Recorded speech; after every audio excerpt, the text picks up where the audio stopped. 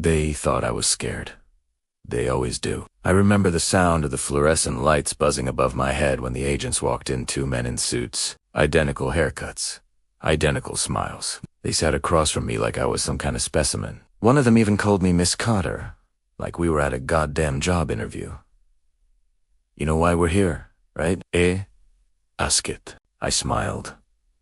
Of course I knew. I'd been tracking them for 3 days before they even realized I existed. The truth is, they were already inside my little web. Every file they thought they'd found, every encrypted trail they followed, every message they thought they intercepted, all of it was mine. Planted. Designed. They thought they were chasing a ghost. They didn't realize the ghost was watching them. When they left the room, I could see their reflection on the one-way glass. The taller one was sweating. The other kept checking his watch. They were nervous because they couldn't figure out how a woman like me, with no record, no known associates, no apparent motive, had managed to drain 7 offshore accounts belonging to the same defense contractor the Bureau was protecting, and I wasn't done yet. When they walked me out, I glanced at the security camera in the hallway and winked. It wasn't arrogance. It was a message, because the real Sarah Carter wasn't sitting in that interrogation room. She was already halfway across the Atlantic on a private jet, sipping gin and rewriting her story. They never teach you this in spy movies. That control isn't about weapons or codes. It's about rhythm. The rhythm of fear, the rhythm of expectation, the rhythm of trust. When I started, I wasn't planning to steal anything. I just wanted to see how deep the government's systems really went. It started as a game. Curiosity. But curiosity is a hungry thing. 3 months before the FBI even knew my name, I had already mapped their behavioral analytics program, the one they used to flag cyber threats before they happened. I built something better, something that could bend their pattern recognition, make them see ghosts that weren't there. That's how it began, with a ghost. I called her Lydia, a fake hacker. Eastern European, smart, sloppy enough to be believable. I fed them digital breadcrumbs, logins from Bucharest, shell corporations in Estonia, a few Bitcoin wallets tied to Russian servers, and they fell for it. Every single time. But here's the fun part. While they were chasing Lydia, I was inside their vaults. 7 accounts, each one cleaner than the last. Millions of dollars rerouted into art foundations, research grants, tech incubators, legal fronts for stolen money. Do you know what it feels like to steal from people who think they're the smartest in the room? It feels like music. Every key, every tap, every encrypted message, part of a perfect symphony. But even a symphony needs silence. That's when I disappeared. No trace, no signal, no movement. I vanished for 72 hours. It drove them insane. Internal emails leaked later. Agents arguing, blaming each other. One claiming Lydia was an AI construct. They were right. Lydia never existed. Neither did Sarah Carter. The woman they thought they were chasing was just a reflection. And reflections don't bleed. They were getting closer. Not because they were smarter. No. They were predictable. But because I had made a mistake.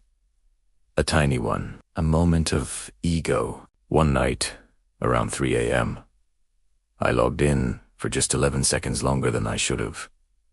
11 seconds. That's all it took for one analyst, Special Agent Mason Cole, to catch the anomaly. He traced the packet bounce through a VPN chain and found noise. Not location, not identity, just noise. But to the Bureau, noise was enough to start a fire. They built a team. They built Cybercrime Unit 4C. I watched them from inside their own system. Every new document, every memo, every photograph, mirrored directly onto my private server. And that's when I saw it. My own face. Well, not really mine. A composite, generated from airport cameras, transaction data, heat signatures. They had built a digital ghost of me. They thought they were hunting Sarah Carter. But Sarah Carter was never real. I had built her to survive, to exist where I could not. Still, something about seeing her, frozen in that gray photo on the FBI's internal bulletin, did something strange to me. It felt like being seen for the first time, and I hated it. 2 days later, I retaliated. Not out of fear, but out of art. I slipped into their data center in Quantico. No alarms, no forced entry, just logic and timing.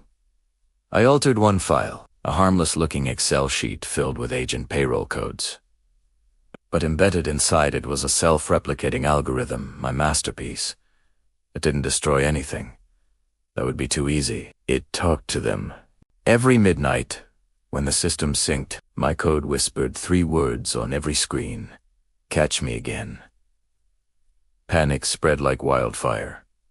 Internal investigations, shutdowns, paranoia. But Mason, the analyst, he didn't panic. He got obsessed. He stopped sleeping. He started reading my old communication trails, like love letters. He said in one report, "Whoever she is, she's brilliant, and she wants us to understand her." He was right. I wanted him to understand, because somewhere between the lies and the code, I had started writing to him. Encrypted fragments, poetic lines, buried in data clusters. My words reached him before he even knew they were there. I told myself it was strategy, to study the enemy. But deep down it wasn't strategy. It was loneliness. When you build a world of ghosts, eventually you forget what it's like to be real. I should have disappeared then. I had the chance. A clean slate. A new passport. The cash. The system in ruins. But I didn't. Because Mason, he answered me. It started with a single encrypted packet in a protocol only I had used.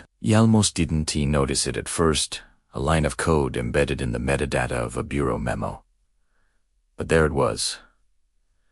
Hello, Sarah, the arrogance, the precision, the invitation. It wasn't a trap, not yet. It was curiosity. He wanted to see if I would respond. I did. My reply wasn't words. It was an image, a single red iris blooming inside the Bureau's main server log. Timestamped 3:14 a.m. He'd understand. It was our time. After that, we began talking through breaches, through silence. He'd tighten security. I'd break it. He'd trace an IP. I'd vanish mid-route. Our exchanges became intimate, not sexual. Something deeper, intellectual seduction through encryption and chaos. There's something intoxicating about being understood by the person who's trying to destroy you. For the first time, so many man. Not the hacker, not the alias, not the ghost. And yet, I couldn't shake the feeling that I was losing ground. Mason was learning faster. His traps were elegant now, recursive, designed not to block me, but to watch me. Every time I broke in, he left something behind, a breadcrumb.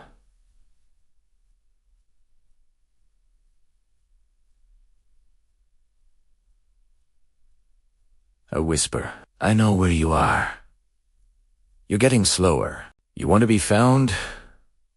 He was right about that last one. I began sleeping less. My world shrank to screens, patterns, his voice in the data. When you spend too long in a digital void, till lines blur where he ended and I began. I couldn't tell anymore. Then one night, the feed flickered. Static. Then his face, Mason sitting alone in the glow of monitors, pale, exhausted, unshaven, his eyes fixed on the camera, calm, almost tender. He said, "You can stop running. I just want to talk." And for a moment, I believed him.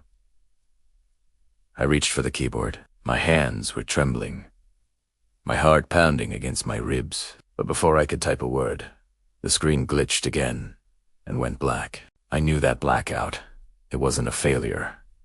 It was a trace. He had found me. But Mason underestimated one thing. I had expected this. Behind me, the drives were already spinning, wiping everything. A single command, and my entire network began erasing itself.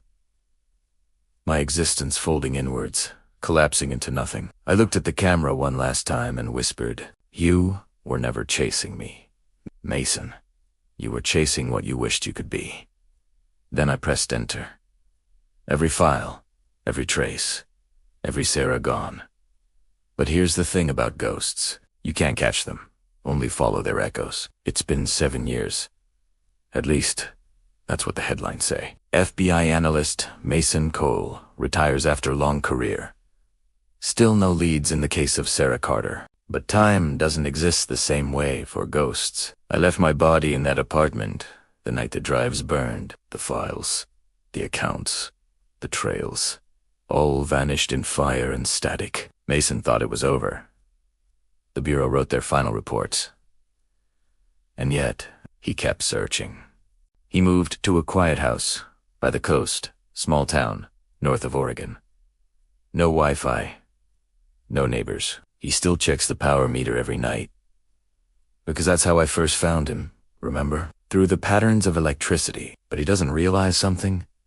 You don't find ghosts. We find you. 3 weeks ago, Mason received a package. Unmarked, no return address. Inside, a small USB drive. And a note. The note read only 4 words. "Hello again, Mason." He plugged it in, of course. He always would. The screen flickered static. A pulse, then my voice. Faint, almost whispering. "You once told me you wanted to understand me, but you can understand a storm by watching the rain. You have to become it."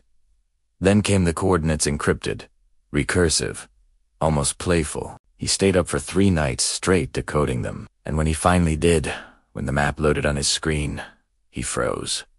Because the coordinates pointed to one place, his own house. That was the last anyone ever heard from Mason Cole. The neighbors said his lights flickered for hours that night. The police found the monitors still running lines of code, looping endlessly, but there was no sign of him. Only a single sentence typed across every screen. "We're home now." I like to think he finally understood. You see, this was never about the money, or the chase, or the glory. It was about creation, the act of rewriting reality. They called me a criminal. A ghost.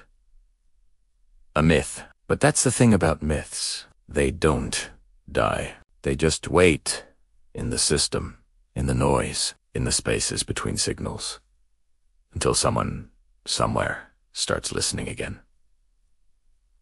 And when they do, I'll be there.